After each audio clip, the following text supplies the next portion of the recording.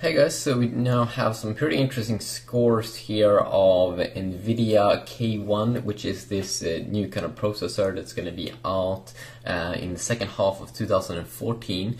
So Nvidia was the guys that started this kind of quad-core race against or on devices like smartphones and tablets when they first released their Asus.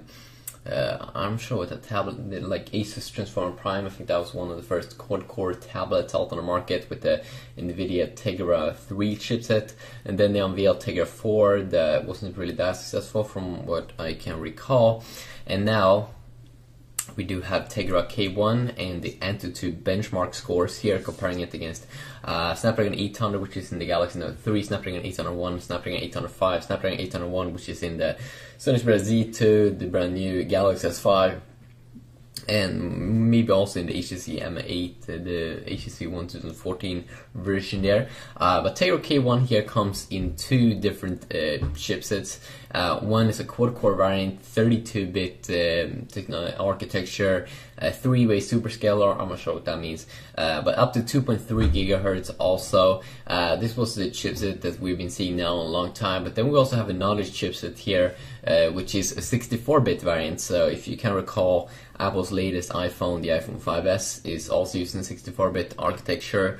So this one is only using 2 cores, but Nvidia is calling it dual super core.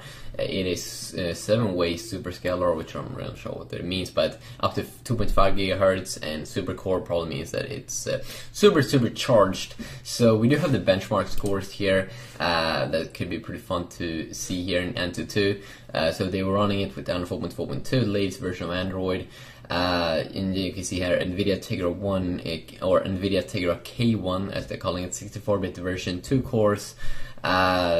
And then we can see up to 3000 megahertz. It could mean that it was clocked on 3 gigahertz perhaps. And then the GPU here seems to be some kind of Nvidia GeForce ULP, at least I think that's the GPU. OpenGL ES 3.1, I think that's also the latest version. 1080p display, still no 2K displays here when they're testing it out. 30 megapixel camera, RAM 2 gigabytes. Pretty basic and straightforward stuff.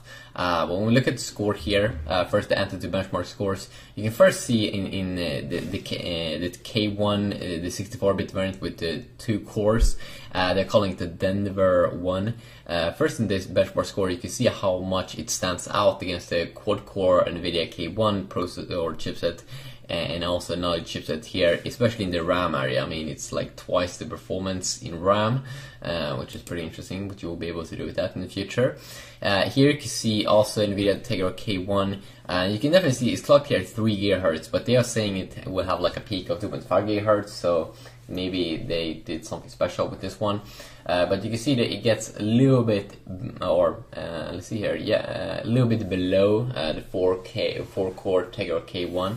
But way better than Snapdragon 805, which is not even out on the market. Snapdragon 801, which is well in the Galaxy S5 and the Sony Xperia Z2. Better than Nvidia Tegra 4, 36,000. These two almost gets 44,000. Snapdragon 800, which only get 34,000 here, and Samsung's Exynos processor 5420, 34,000 as well. 5410, 27,000, and then there's going down. Snapdragon 600, which is in the device like Galaxy S4, only get half, around half of the score of this new one, so it's like twice as good as the Galaxy S4 here. But then, of course, in real world performance, you're probably not going to notice that of a big difference. But maybe in gaming they will be able to take advantage of this a little bit, maybe make some high-end, more cool games in the future. So yeah, quick video.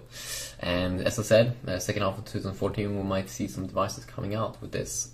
Yeah, peace out.